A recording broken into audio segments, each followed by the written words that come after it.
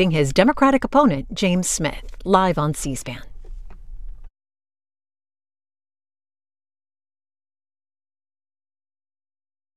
Public Radio and the Post and Courier are co-presenters of this program.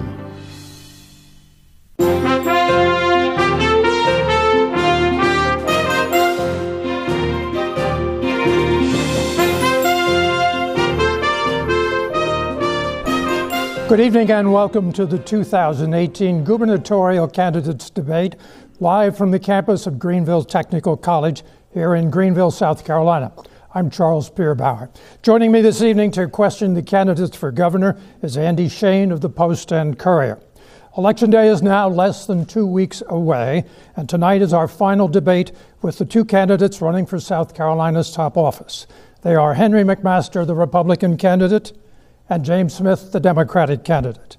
Before we begin, our usual ground rules, gentlemen. You each have the opportunity to make a 1-minute opening statement.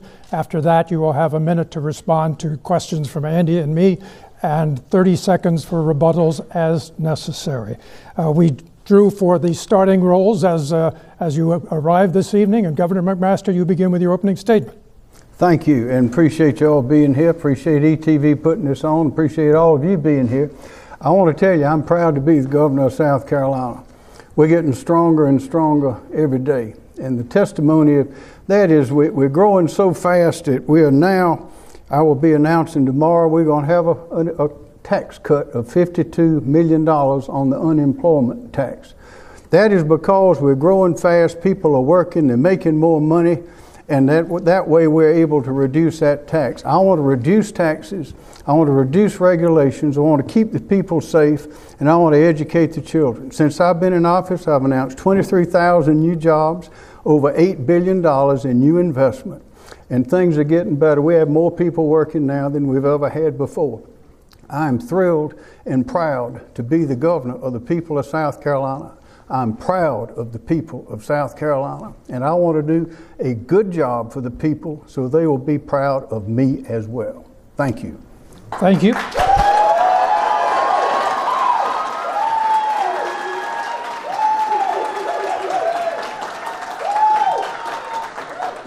Representative Smith. Well, Henry, right now South Carolina is in the bottom fifth of about every list that we want to be on the top of. And if South Carolina were a football team and you were our head coach, you'd be fired. The fact is, this is an important time for the future of our state. And my fellow South Carolinians, elections are about our future. My name is James Smith, and I'm running for governor of South Carolina because I believe in a South Carolina where all our children have access to a high-quality education, where they're prepared for the jobs of today and tomorrow, and where we all have affordable, high-quality health care, and where South Carolina is at the top of every list to live, work, raise a family, and build a business. When I led American soldiers in combat, I cared more about their future, their very lives, than my own. And we need a governor who cares more about our future than his next election. My wife Kirkland and I ask for your prayers, and I ask for your support, because I know as governor, our best days can be ahead of us.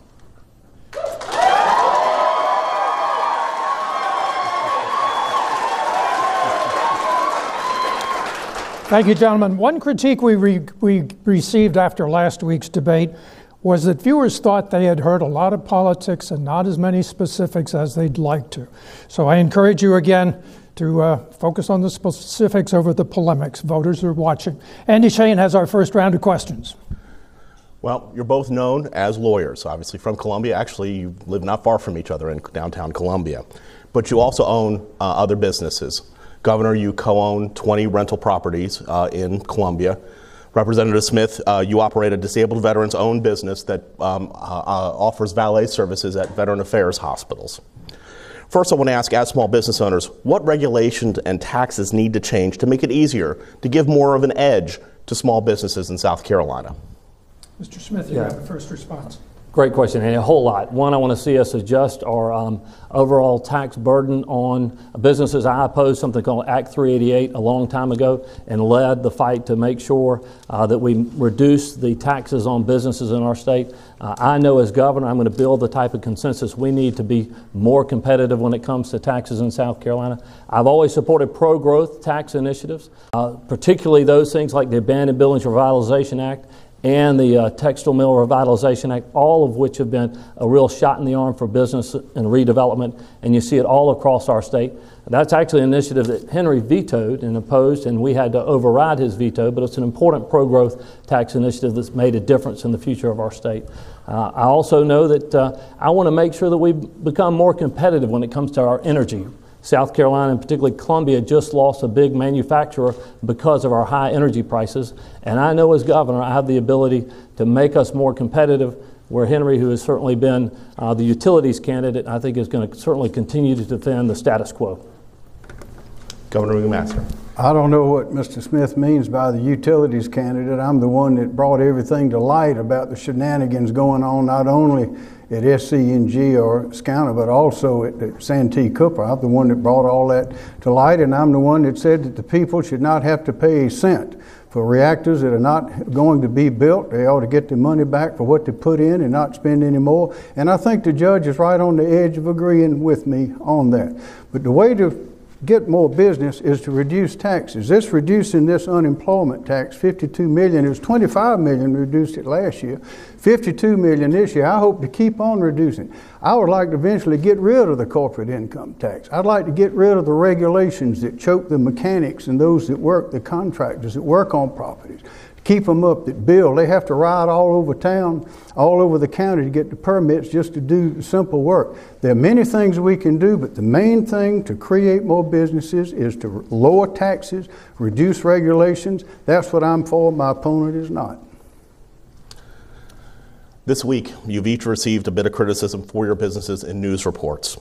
Governor McMaster, some of your properties are run down, including a boarding house that we found had mold and roaches in a stove, and your properties have received dozens of city code violations.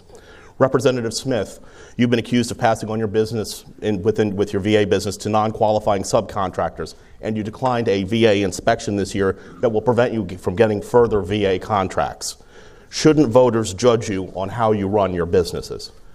Governor McMaster. Well, we're at full occupancy. There's my wife Peggy. She runs PJM Properties. We have a property manager, but we're at full occupancy, but not in that particular rooming house. As you know, students act like students, college students. We live on the college campus. They break a lot of things. We fix them as fast as we can. The rooming house is a little bit different. We rent to people there. It's on a weekly basis. That's all they can afford. And a lot of these people would be on the street if we didn't have a place for them there. It's a nice business. We enjoy doing it. We're renovating all the time. Those particular photographs came from things that are under renovation right now. But do you think that the voters should judge you based on what these news reports had to share? I think they should look at everything, but I think they should look at the fact that we have 100% occupancy. Students are waiting in line to move into the properties that Peggy and the manager manage so well. They're nice properties. Representative Smith. Well, Andy, March 8th, 2008, the vehicle I commanded hit an IED. It blew that truck sky high. I, along with the several other members that were a part of that truck, suffered permanent injuries.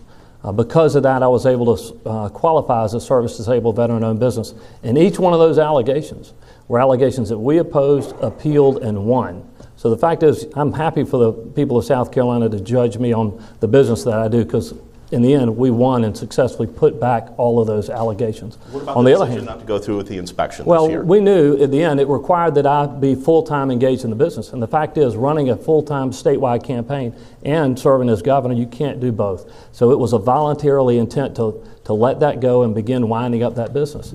I'm proud of what we've been able to do. On the other hand, I don't know, Henry, if you would even live in the buildings of which you rent. It seems like to me with what you get in the way of $500,000 every year from taxpayers to take care of your home, you would do a better job taking care of your tenants' homes. Thank you.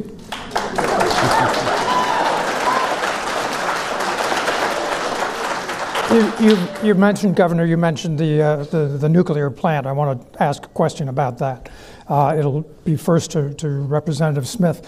The V.C. Summer nuclear plant, the multi-billion-dollar project that's never going to be completed, abandoned last year. Now there is a new proposal from Dominion, the would-be purchaser of SCANA and SCE&G, that might have a bigger rate cut for consumers, but not that $1,000 rebate.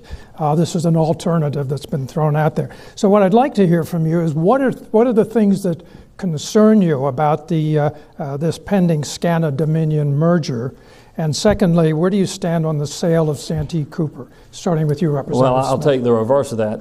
I do not support, what I've seen of every offer to purchase Santee Cooper are offers that are in the best interest of the business offering to purchase it, not the people of South Carolina. I know that it can be far more efficient, and we can leverage that resource to begin to explore more renewable energy options and bring utility rates down. It's a key part of economic development for our state, and I'm going to make it more efficient, and I'm going to make it work for the people of South Carolina. On the other hand, my opponent, who has received well over $100,000 in campaign contributions in this race, of which I have gotten none, he is clearly the defender of the status quo. I have fought to make sure that we had transparency in our bills, that we had accountability within a system. The bottom line is this: with Henry in charge, the system that is broken has not changed. We need leadership that's going to make sure we have the ways to drive rates down, that if there is going to be a lower cost alternative, that utilities are required to purchase that and then pass those savings on to the ratepayer. As for the Dominion deal, the Dominion deal is not in the best interest of the people of South Carolina. The first version of it wasn't. I believe this. I think the law is unconstitutional. I support the efforts that are being made right now to challenge that law. And in the end, if I believe as it's going to be, the judge holds that unconstitutional, all of that will be gone. And I think the ability for Dominion to move forward on that purchase will be ended, and we can begin moving to more competitive rates for the people of South Carolina. Governor? Back to the previous question, one of the properties we rent is our home that Peggy and I first bought, and we lived in it for a lot of years. It's a great place.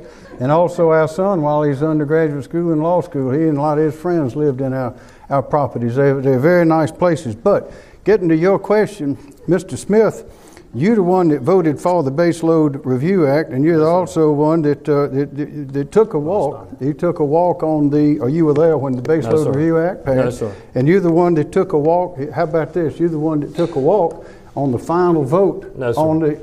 You took a walk. The bill that you vetoed, Governor. Wait a minute. It's my turn. Okay. Wait a minute.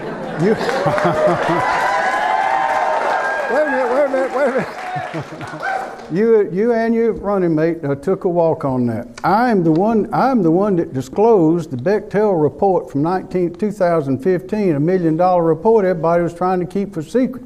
I'm the one that's been pushing for full disclosure and for the ratepayers to pay zero on this from the very beginning. Governor, I gave Representative Smith some extra time on his answer, and I want you to come, if you would, to the question, the current or proposed Dominion deal and Santee Cooper.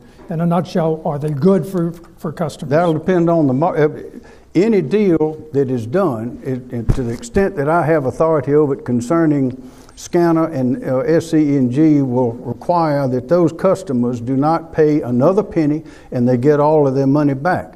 On Santee Cooper, I've been the one that I've removed management, or forced the removal of management.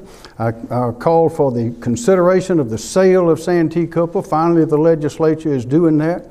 And I'm the one that I understand when Belch went broke, that was $5.2 billion in debt. Right now, Santee Cooper is over $8.2 billion in debt. Selling it seems like a good idea. I'm the one that has caused all of that to happen, and I will continue to make that happen. Let me ask another question. This $52 million tax cut that you said, I want to make sure I understand what it is you're cutting. It's the amount that the employers pay for the employees for unemployment insurance. So would that not mean that there would be a smaller pool of unemployment benefits available? No. If there's less being paid? Because No.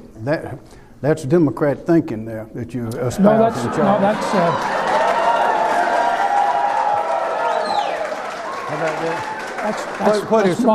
What exactly has happened is that we are growing. So there are more businesses to pay money in. We have good employee relations. We have great companies come, Volvo, BMW, Boeing, all those are great, great companies, and a lot of good ones coming up. The people are doing better, they're happy, and so the costs go down. They're not getting hurt as much. Charles. Representative, I'd like your view of this. Well, I think a couple things. I need to correct some very wrong facts. Of course, Governor, you can do a lot better, I think, in preparing for this debate, and you would have learned that I did not vote for the Baseload Review Act. At that time, I was wearing a uniform fighting the Taliban in Afghanistan and not here for that vote. And you'll also recall, Governor, that bill that you say that I skipped a vote on is a bill that I co-sponsored, of which I voted at least a dozen times for, also of which you vetoed when we were working to drive the rates down. So I've been there on this fight, making it happen for the people of our state long before you were here, and I'll continue to do that after I win this election. But you're going to run out of Yes, you did. Yeah. Well, then answer this question, yes or no. Were you and your running mate, did you vote on the final vote? Yes or no? The answer is no. I had leave of the House, which is permitted to leave that, which is allowed within the rules, and I followed the rules, and I voted 12 times on that bill. Except and if you were supportive of the bill, then why didn't you sign it, Governor? Representative Smith, you've got about 15 seconds left if you want to answer my question.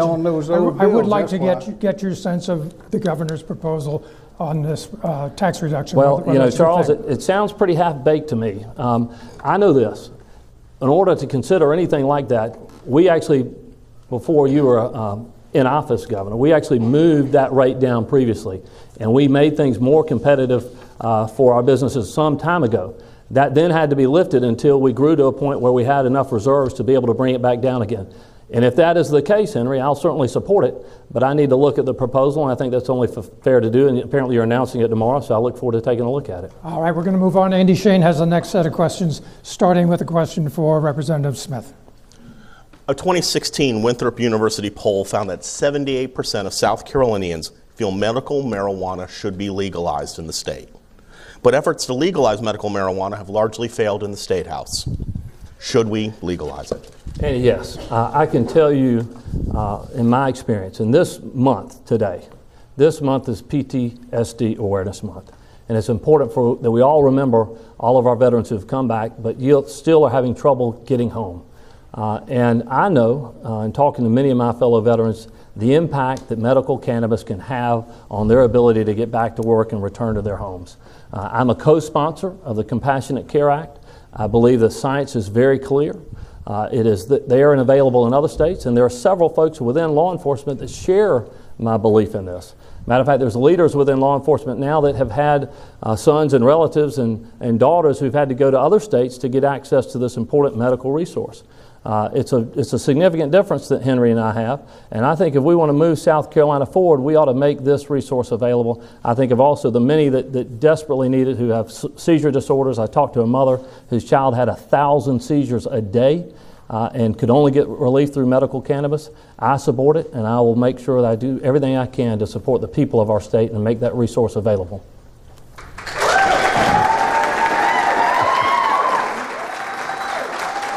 Governor McMaster.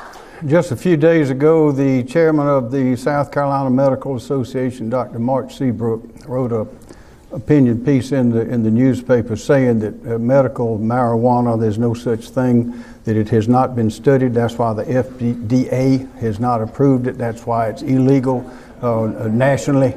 And it is the opinion, the consistent opinion of law enforcement that it would be a detriment to society, to law enforcement, to open the door to that. Now, when law enforcement is satisfied that it can be controlled, then that's a different story. But until that time and until medical science catches up with it, we would be entering very dangerous territory. But I tell you, I do appreciate what the veterans have done. I enjoyed my time in the U.S. Army Reserves, and I'm delighted to have the endorsement of our Adjutant General, General Livingston, and also our Medal of Honor winner, General James Livingston, Major General, Marine General in Charleston. I'm glad to have the support of them and a huge cadre of veterans in South Carolina. Thank you. 6 months ago, 7 inmates died and another 17 were injured during a riot at Lee Correctional Institution. One issue advocates for prisoners has raised in the wake of the riot is whether South Carolina is doing enough to give inmates the tools to improve their lives. Should South Carolina prisons put more emphasis on rehabilitation or put more emphasis on making prisons more secure in light of what happened 6 months ago? This is for Governor McMaster. The answer is yes, and we are doing that. We're making great. Well, we're doing both. Okay. Unfortunately, the cell phones have taken over, as you know, and there have been cases where people have been convicted of running their organizations, delivering dope and all sorts of stuff from within the prison. Brian Sterling, my director of prisons, has sought, and I have sought to be able to jam those signals for the cell phones. We have not; they get smuggled in. We have not been allowed to do that, but we're continuing to try. In the meantime, we're experimenting with a managed access system that jams some signals at Lee Correctional Institution. But also what we've done under his leadership is to provide for workforce development inside the prison, as well as medical telemedicine and telepsychiatry. We're also taking those prisoners on their way out and teaching them a skill, getting them to learn so they will be able to come out and get a job in this booming economy that we have right now. Thank you. Representative Smith. Henry, cell phones don't murder prisoners. That just doesn't happen. What happened there was an extraordinary tragedy that everybody in South Carolina should be very concerned about. The fact that those 7 died and essentially bled to death because there was nobody there to be able to help them. And Henry, if we want to make sure that we get prisoners back to work, one of the ways we have worked to do that with our chambers of commerce, all of which have supported an expungement of expungement so that more offenses, nonviolent offenses, can be expunged from people's records, because the best way to prevent somebody from reoffending is for them to have a job. And one of the ways that is preventing them from having a job is a record. And so we all supported it. Republicans and Democrats in the House and the Senate supported this, but you vetoed it. You vetoed it worrying about your future and your next election, not the people of South Carolina. I know as governor, I'm going to be there for the citizens of our state. I'm going to make sure that when we expand the expungements that can be available, we're going to put more people back to work in South Carolina and improve the lives of so many that Henry, you're standing in the way of. Rebuttal. Yes, Mr. Smith, 30 you're seconds wrong. for rebuttal. You're wrong about that. That riot was organized by cell phones inside the prison with the prisoners talking to each other. It is a menace all across the country. South Carolina is not the only state facing this, and we've got to get rid of those cell phones, their ability to work. Thank you very much. Thank you. Gentlemen, I've got a couple of questions related to business. Here in the upstate, the auto manufacturing industry is anticipating a downturn because of President Trump's tariffs and his tariff war with China and Europe. Certainly, we all know we're in BMW country in this part of South Carolina. And the question I will ask you, Governor, is have you raised this tariff question with the president, and what response did you get? But the order is to ask Representative Smith first. You would be a Democratic governor with a Republican president, a Republican legislature, and a Republican Congress predominantly. So, I mean, what kind of leverage for questions of that sort would you have? I think a great deal of leverage, and I've shown that in 22 years of service in the General Assembly by building bipartisan coalitions to address and focus on some of the biggest challenges facing our state.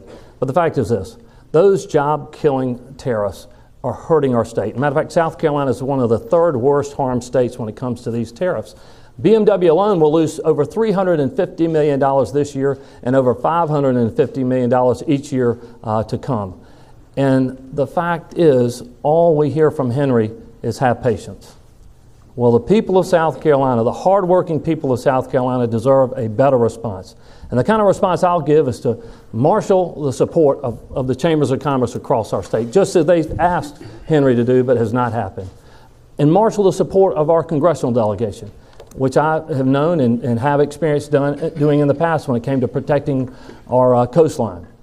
In the end, you've got to lead, Governor. You've got to knock on the door and knock down the door of the White House to make sure that you protect the hardworking people of South Carolina. And it wasn't until we held the press conference on Element Electronics that you finally decided to take action. Thank you. James? Let me put it in form of a question. I mean, here's your chance to explain how you're knocking down the door. Right. But have you raised this tariff issue with the president? And what's your concern about the impact in South Carolina? I'm very concerned about it. That's why we're in constant touch. That's why, James, when Mr. Smith was having a press conference about the tariff that's going to be placed on Element, which is the only TV manufacturer in the United States, I was talking to the president and to the others in the Congress and in the White House to get the tariff, not to have the tariff placed. And it was not placed, as you know. That's a case of jumping the gun before you know exactly what's going to happen with these tariffs. We're in a strenuous negotiation period with other countries. I support what President Trump is doing. And things are changing, and we need to get stronger. But I have told them, I've told everyone in the administration, we've had multiple conversations about this tariffs. I've told them that, and they know my position on them, and we do not want to have any tariffs that will hurt the people of South Carolina and our businesses. I've talked to all of these big businesses that are here, Volvo, BMW, all the rest of them. And we are working hard to see to it that we are not hurt, but in fact allowed to thrive, as I know we can do in South Carolina. Are you getting any satisfaction? We got satisfaction on Element. That came very quickly. We did not get satisfaction on Samsung, but because of introducing brain power into the conversation, Samsung ended up getting, and I testified against that tariff. I testified against others as well. But Samsung was able to enter into smartly research and development agreements with USC and Clemson, and as a result, they're producing the washing machines faster and faster and will get out under that tariff. There are many ways to work to see that the people of South Carolina thrive. I'm going to ask you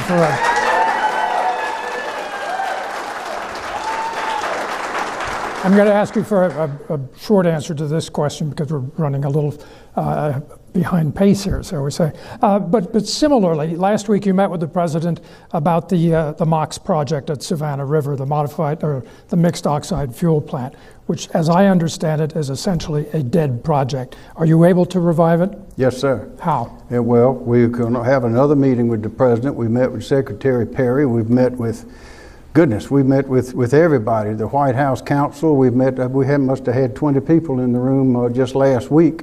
And of course, I've spoken to him about that before. I think that once the facts can be presented to the president, the full facts, and it's difficult to do when you don't have the complete floor and you're getting contrary information from what is the Obama Department of Energy. There's still people there that have this anti-nuclear attitude.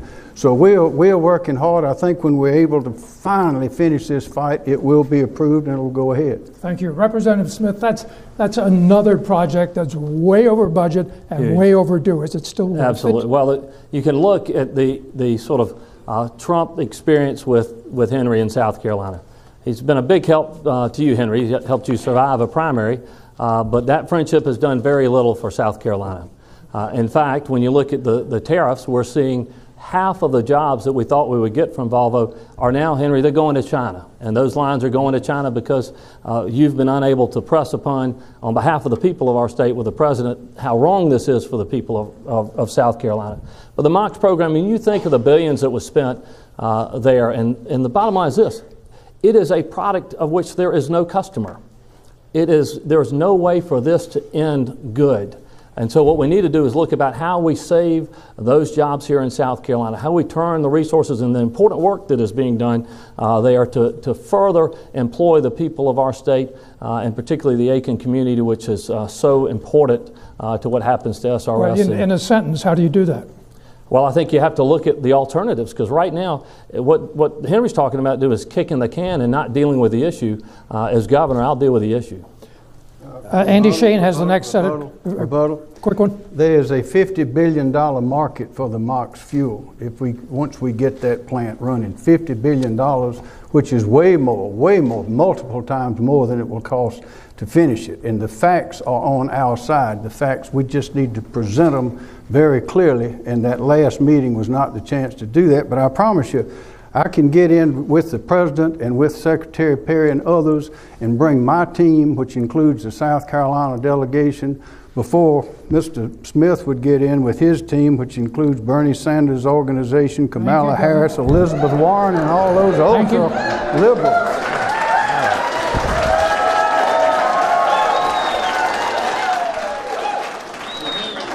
Folks, you're taking your candidate's time when you do that. Andy Shane has the next question, starting with a question for Representative Smith. Governor McMaster vetoed $16 million to pay for birth control, prenatal care, annual exams, including mammograms, for poor South Carolinians to stop a fraction of payments that would go to abortion provider Planned Parenthood. Planned Parenthood has received a little more, just a shade more than 1% of family planning funding from the state in the past 3 years, which has not included going to any abortions. Now Planned Parenthood is suing the state over an executive order that the governor signed blocking any payments to the group. Outside legal costs that the state are paying look like they're going to surpass whatever South Carolina obviously gives over or reimburses Planned Parenthood annually. What does the state gain or lose by halting the Planned Parenthood funding and by paying to defend this lawsuit? Representative Smith. Henry, this is quite possibly one of the most despicable acts you've done in office.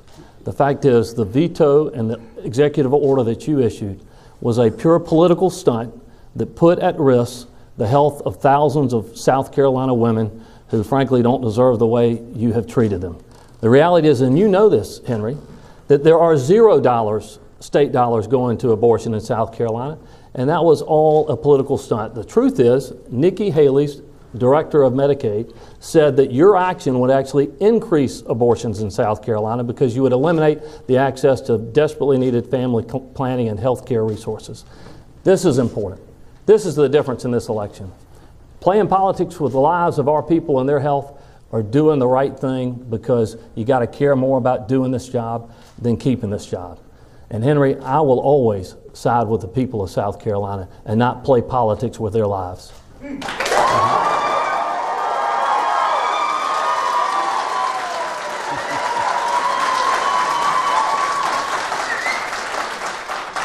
Governor McMaster. Well, what we have to gain is that those beating hearts that are eliminated in that place will become full adults. That's what we have to gain. Now, let me finish. All of those other family planning that do not have abortions, we have made the proper steps to see they will continue to get that money. It is only Planned Parenthood that I am going to see does not get a penny of taxpayer money from the people of South Carolina, because not only do they perform abortions, but they promote abortions. That is bad for South Carolina, and we're not going to let that happen. But is it worth the price? Yes, it is worth it. This is a matter of life. We have to stand up and say what we stand for. Planned Parenthood has run ads against me. They've endorsed my opponent. That's fine with me. I don't want that endorsement. I want to stop abortions in South Carolina, particularly by an organization that makes its money by promoting abortions. That is not good policy for South Carolina.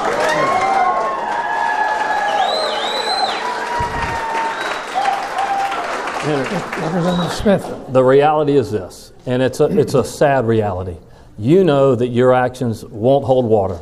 They're not going to survive in court, and so you are dispensing with hard-earned taxpayer dollars that to give away, and actually you're going to lose it, what's paid into to proceed with this lawsuit, and you're going to end up paying Planned Parenthood's lawyers with our taxpayer dollars. I would not do that as governor. If this doesn't work, we'll take the next step, but we're going to eliminate that scourge from South Carolina. Andy has the next question. This question is to Representative Smith. I'm just reversing the order for a moment. Representative Smith, At the last debate, you said this of Governor McMaster, quote, "I just think he's not right for our future. He might have been the governor of 50 years ago, but the fact is we need to move South Carolina forward." What did you exactly mean by that? Well, Andy, it's hard to answer that in a minute, but in just about every measure, I am working as well as so many as I've traveled in this 46 county campaign, not missing a single community or county in our state, believe that South Carolina should be in a much better place.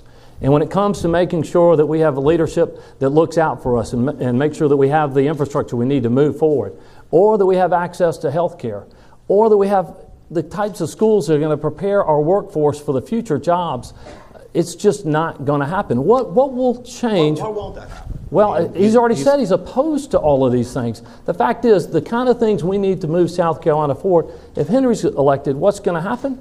Nothing. It's going to stay, the status quo is going to continue to be what it is. In order to move South Carolina forward, we need new leadership. Leadership that cares more about doing the job than keeping the job. Leadership that's going to put the people of our state before the politics and play games with their health care and their lives, because it's long overdue. We all love this state and love its people, and none of us believes we should be 50th in anything when it comes to our health care or our schools or our infrastructure, and that's what Henry has delivered. If he was running a business and these were the results and returns and he was a CEO, he'd be fired. Thank you. Governor McMaster, how is Representative Smith wrong with that Everything characterization? he said is wrong. What he's been doing, everything. To quote my cousin Vinny, everything that guy just said is baloney. That's a paraphrase. With respect, of course. Sure. What Mr. Smith has been doing is campaigning just about everything he proposes. That's the way that team does that I mentioned a while ago, the liberal Democrats, the extreme, the left, the Bernie Sanders, Al Revolution, all those people. Always talking about raising taxes. Mr. Smith has voted repeatedly. I have in my list, I won't pull it out, Charles. Charles, I have in a list of at least 13 times he's voted to raise taxes, starting way back. He's in favor of Obamacare, which is a disaster. It would stifle what we're trying to do in South Carolina, more and more regulations, less progress. The answer to that is not to take the people to the hospital, but take the hospital to the people. And you do that with telemedicine and with nurse practitioners. But how are you the governor for today? Obviously, he's painting as governor. Well, I'll tell you how. $8 billion in new investment, 23,000 new jobs. We just had the second year in a row the national principal of the year. National was in South Carolina. We're on the way up. We have a lot of great things going for us, and as long as we don't go back to where we've been and where other states are in decline all over the country with higher and higher taxes, more and more regulations, suffocating under Obamacare, coddling the unions, as long as we don't do that, we'll keep going. But if we do that, ladies and gentlemen, the expansion we experience now will stop. These companies will go to other places, business here will not expand, and we'll be going backwards, not forward. Thank you. I want to move on.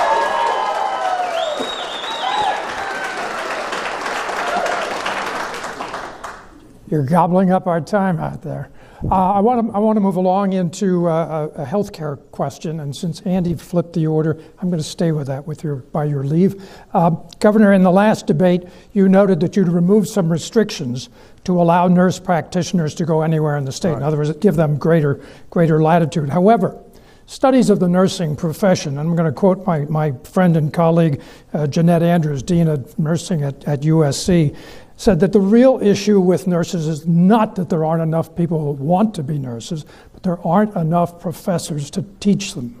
And it's easier for a qualified nursing professional to be a nurse than to teach nursing. How are you going to help, how might you help alleviate this crunch at the academic level? Well, one way to do that that's been working, because we've seen it at University of South Carolina just recently, is to encourage the collaboration between these businesses that have huge research and development projects and our academic institutions. We have 3 institutions, research universities, that's MUSC, Clemson, and Carolina. We've had a lot of collaborations with Clemson and Carolina, not nearly enough with MUSC, but there's a business that came to South Carolina. It's in Anderson County. It's called Arthrex. They moved from Minneapolis to Florida and then to about a year ago to Anderson. And the reason they did is because Anderson University is there, and they're mainly nurses. They teach nurses there. They had the technical college, and they entered into a relationship with Clemson. So the next step is to get them to enter into a relationship and they make surgical instruments, very high tech, is to get them to enter into that kind of relationship with MUSC. I think that is the way that we grow. Thank you. Representative Smith. There's, Charles, so many things that need to be done to improve access to health in South Carolina. Right now, Henry, under your watch, South Carolina has among the worst health care outcomes, but we pay the most for it. That has to change, and as governor, it will change. And a matter of fact, when we talked about the effort to train more nurses in South Carolina, Henry, under your watch also, our tuition rates for our institutions of higher education are now among the highest in the Southeast, making it harder and harder for our citizens to access that higher education. As governor, I'm going to fix it. I'm going to expand health care in our state, cover hundreds of thousands that don't have access to it today. We're going to support preventative care that's going to drive the cost of our taxes down for that, and I'm going to improve the health of our citizens. In the end, Henry, I have never once in this entire campaign proposed a single tax increase. Matter of fact, the only tax increases that have ever passed in my 22 years in the South Carolina House have been those sponsored by Republicans. That's who increases the taxes in South Carolina, and that's what's happening. Thank you. There's a traditional or a practice that has been used to relieve nurse shortage for years, and that's hiring foreign nurses. We've got schools in this state that are hiring foreign teachers. We're in a part of the state, as I mentioned earlier, where German has spoken to some degree. You'll hear it out in the street here. We are a state that is reliant on people who are not necessarily born Americans. So I'm concerned about where you see us with regard to immigration in a state that depends on immigration. Should we be at all worried about this caravan that's getting a lot of attention? Or should we be much more inclined towards immigration that meets the needs of South Carolina? And this should start with Representative Smith. Henry, this is another one of those areas. Again, there you go again.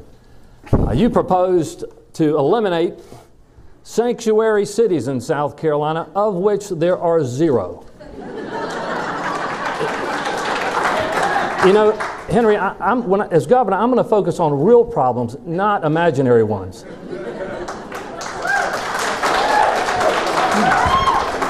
The reality is this: we have too long seen the politics of division, playing on people's fears and hate and prejudice in order to get elected. It does a disservice to the people of our state, and I won't have any part of it. The fact is, I know there are hardworking people out there. There are DACA recipients who we need as a part of our workforce. And Henry, you know, most all of the chambers of commerce in our state want to see us allow them to have access to our institutions of higher education, allow them to have access to licensing, because they're an important part of our community. And matter of fact, many of these have never known their country of origin. You know, you got to care more, Henry, about the people of our state than just keeping this jobs and playing politics with their lives.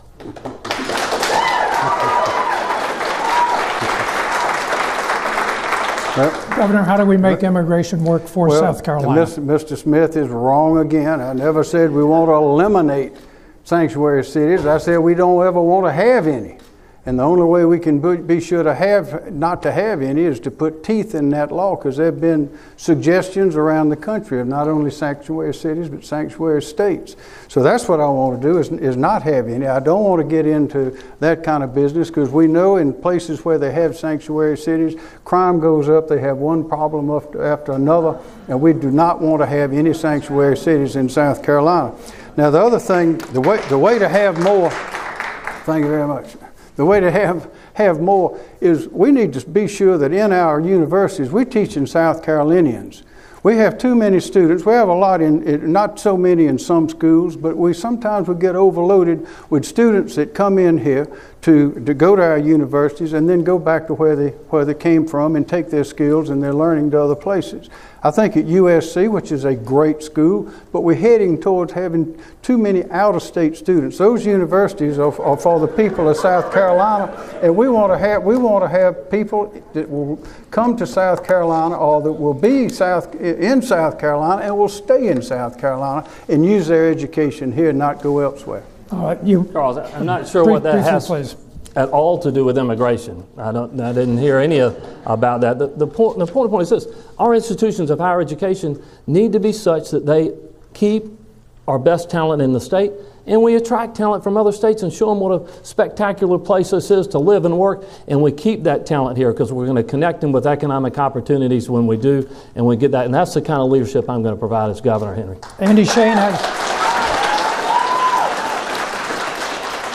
Andy Shane has our next round with a question to Mr. Smith. Okay. We're about 15 miles from where the winning $1.5 billion lottery ticket was sold. Is it you, Andy? I wouldn't be here, sorry. But I did win $4. South Carolina could get as much as $61.5 million if, as expected, the winner takes the lump sum payment. What do you think the legislature ought to do with the windfall? Representative Smith. Well, this is an area that, it'll certainly be a windfall, but what we have to do, it's one-time money, Andy, and you always have to be fiscally responsible when it comes to one-time money by making sure that you don't commit it to recurring needs. We certainly have a lot of one-time needs in South Carolina, whether it be some infrastructure needs or some of our schools that have deferred maintenance costs. But I would work closely, as I have done for the past 22 years, with the leadership in the House and the Senate on both sides of the aisle to set priorities that support. I can't say what those would be right now off the top of my head. I know there are a lot of them, but I'd work. The important thing is this. A governor in South Carolina simply can't do that because they choose to do it. You have to take and work with the members of the General Assembly to do that, and I've shown a history of being able to do that, and that's what I would do here. There's nothing on the top of your list. I'll make you the Speaker and the Senate President. What would it be? I think there are a lot of desperate needs, certainly in our schools and deferred maintenance. I would look at brick and mortar projects that would be a priority, some infrastructure needs that would help move our state forward as quickly as possible. Governor McMaster, same question, and I'll put you in the same position. You can dictate it. Thank you. I would dictate a number of things. One is that I would not be in a hurry to immediately spend extra money that comes in. We always want more money coming in. We want to be growing every year, and that's why we had surpluses over the recent years. And that is a result of our good business environment, which would be ruined by higher taxes and regulations and coddling unions and those kind of things. But the one thing that stands out is our pension reform. We have in our pension, this is a contract we made with all the workers that are on that pension, and that's not just the state workers, but many in the counties as well, and is that we have a $20 billion unfunded liability. The Comptroller General Ekstrom, I believe, says it's maybe twice that. That would be a good place to consider. But something that's on the top of the list now is those people that are suffering from the hurricane and from the floods in the PD, all the way from Chirral down to Conway, down to Socastee, Bucksport, and all in that area. It's slow to get that federal money in. It's slow to get those things done. We're moving it faster and faster, but it would be very beneficial if we could find some way with great accountability and precision to see that money would go to help them. Pensions would be at the top of your list, or are the pensions at the top of your list, or flood money? That would be, I'd cut it in half, I think, if I were the dictator. You have to have priorities. We have a lot of needs in South Carolina, from roads to teacher salaries to all sorts of things we have to take as well as law enforcement. All right. Governor McMaster, the next question starts with you. Should we, because of the success that we've seen from the lottery, should we allow other types of gambling in South Carolina? Sports betting is now legal nationally. What about casinos? What's your thoughts on that? Don't think so. I remember this debate started years ago, and Carroll Campbell, who did a great job as governor for South Carolina, made the point that we don't want to be dependent on gambling. There's plenty of room, and he was exactly right, for good, solid businesses that are going to last, that are not going to be contingent or influenced by whims or anything that'd be unpredictable, to build it on good, solid business. And he and other leaders were successful in bringing BMW into South Carolina, and that has been the beginning of a run of successes. And as I've said, you've heard me before, in the last just 2 years, we've broken all records with $23 billion in new investment, 23,000 new jobs, $8 billion in new investment. That is the way to have a steady, clean, predictable source of income coming in through taxes for the people of the state. Representative Smith, should we allow other kinds of gambling? Well, I think by virtue of a court decision, we know online, particularly sports gambling, is coming and is already here. And I would urge, and I think what needs to be done is make sure it's highly regulated so that we make sure that we protect the citizens in our state who are already exposed to that, and that it be highly regulated, because it's going to be there, and we know it's there today. And I'm sure there's revenues. I don't disagree with what Henry's talked about in terms of our economic development, but we can't do that without educating our people. The biggest challenge that we've had right now is an educated workforce, and that's the number one reason businesses come here. And so what has happened is you can't just attract jobs but not prepare the people of our state for those opportunities. You cannot be the jobs governor if you're not first the education governor. And I'm grateful to have the support of the original education governor in South Carolina, Governor Dick Riley, who's here this evening. You would propose that revenue from sports betting would go to education, just like I think that's the lottery does. Good place to look. Yes. What about casinos? Do you have any thoughts? I think I'm not prepared to support casinos. Okay. Gentlemen, we've got about 5 minutes left. I'd like to get in 2 quick questions if I can. These are tumultuous times. We're going through a period of time when we've seen rhetoric escalate to now where there are pipe bombs showing up in people's mail. Excuse me. You've given us a feisty debate tonight, and I thank you both for that. But my question really is, how do you govern in a time like this when there is so much hostility, when in fact the country seems to be riven between one extreme and the other, and where in fact even parties seem to be divided? I ask this question first of you, Mr. Smith. Charles, this is so important. It gets at the core of our politics and why I'm seeking to serve in this office. I believe, like John Adams and George Washington, with the foundation of our nation, when they wrote about the fear, that there would become a time when people cared more about being a Republican or a Democrat than being an American or a South Carolinian. I've had 22 years of military service and public service in the General Assembly that's been all about bringing people together. Republicans and Democrats, Senate, House members, to focus on the things that matter and the challenges that the people of our state face every year. That's the kind of leadership that we need moving forward. Not the politics of division, not the efforts to play on people's fears and prejudices, Henry, you seem to do every day in this campaign. It seems that all you can do is bring about negative ads towards me and offer no ideas for the future of the people of our state. I believe that type of politics does a disservice to the people of our state. They deserve a leader with a vision for their future, not you worried about your own future.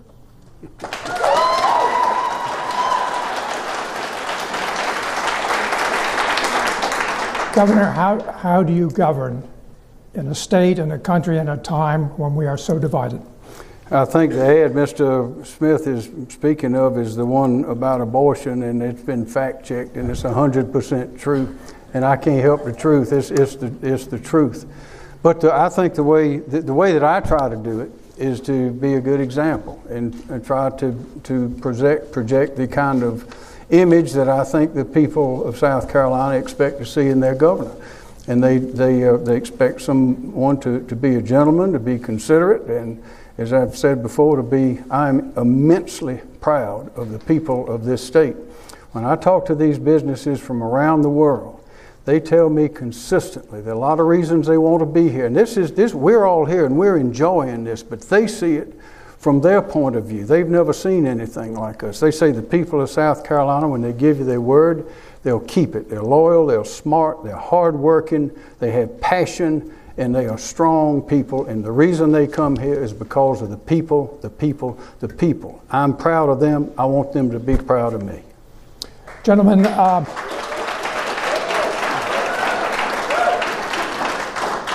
My last question is about a first. This is the first time that we will be voting here in South Carolina for the offices of governor and lieutenant governor as a ticket, rather than as separate races. When you ran in 2014, you ran separately from Nikki Haley.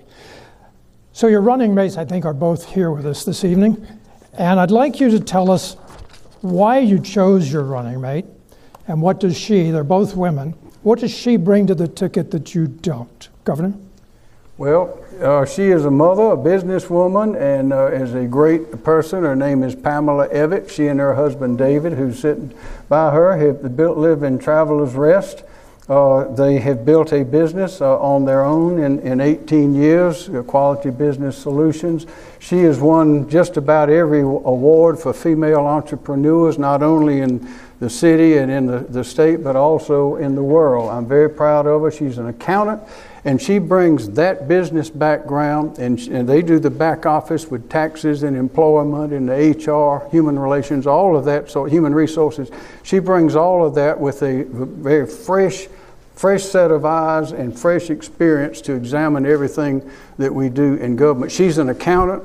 I'm a lawyer. We think that's a good combination. So you're going to put her in charge of the money then? I'm going to put her in charge of whatever I can put her in charge of. I promise you that.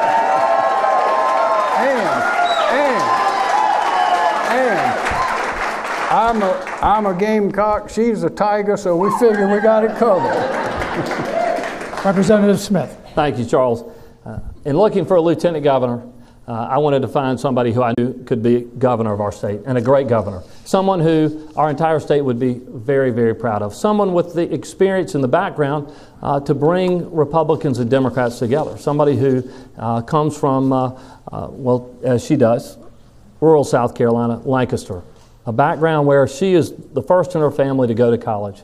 Her parents and her grandparents were sharecroppers. They lived in homes that didn't have water or electricity. Her parents were mill workers.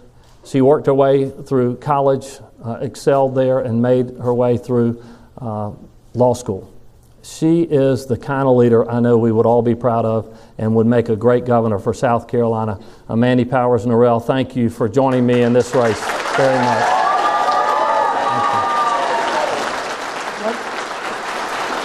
Any specific role that she would have in your administration? Say again? Any specific assignments? Several roles. We talked about this. She would move legislation through the House and Senate because she's had experience doing that. She knows how to bring members together, and she's ready to start day one. She needs not a single day on the job training. She's going to work with me on zero-based budgeting and accountability for all of our agencies, so we make sure that we squeeze every single penny of the taxpayer dollars. And she's going to help me with appointments to make sure we empower the people of our state and have them involved in their own futures. Thank you very much. We will talk with Pamela Evett and Mandy Powers Norrell in the last of this debate series. That's this coming Monday evening at 7 p.m. It will be on SCE TV and South Carolina. Our thanks this evening to the candidates, to my colleague Andy Shane, to all of you here and all of you watching out there. Election Day is Tuesday, November 6th. For everyone at SCE TV, I'm Charles Pierre. In a couple of minutes, the Missouri U.S. Senate race between Democratic incumbent Senator Claire McCaskill and Republican State Attorney General Josh Hawley. Then live coverage of the only scheduled debate in Wyoming's U.S. Senate race. Incumbent Republican John Barrasso faces Democrat Gary Trauner. Then the candidates vying for Virginia's 2nd District U.S. House seat. With 12 days until the midterm elections, former President Obama will be holding a rally in Milwaukee tomorrow to support Senator Tammy Baldwin, Democratic U.S. House candidates, and Tony Evers, who's running for governor of Wisconsin, live at 3:45 p.m. Eastern here on C-SPAN. And President Trump will be campaigning for Republican candidates at a rally in Charlotte, North Carolina, live starting tomorrow evening at 7 Eastern on C-SPAN 2, your primary source for campaign 2018.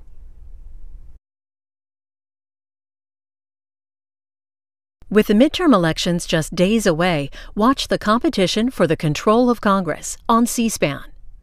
See for yourself the candidates and the debates from key House and Senate races. Make C-SPAN your primary source for campaign 2018. In the Missouri Senate race, Democratic incumbent Senator Claire McCaskill debated Republican State Attorney General Josh Hawley. The Cook Political Report considers the race a toss-up. This is an hour. From the 9 Network of Public Media in St. Louis, Missouri, this is the 2018 U.S. Senate debate, hosted by Judy Woodruff of the PBS NewsHour.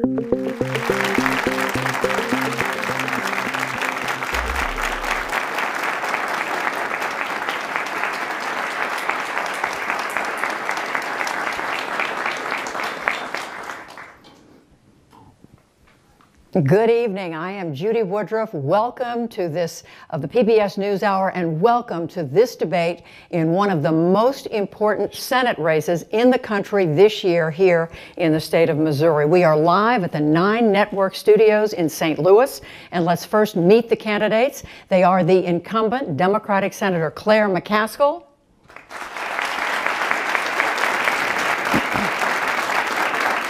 and the Republican State Attorney General Josh Hawley.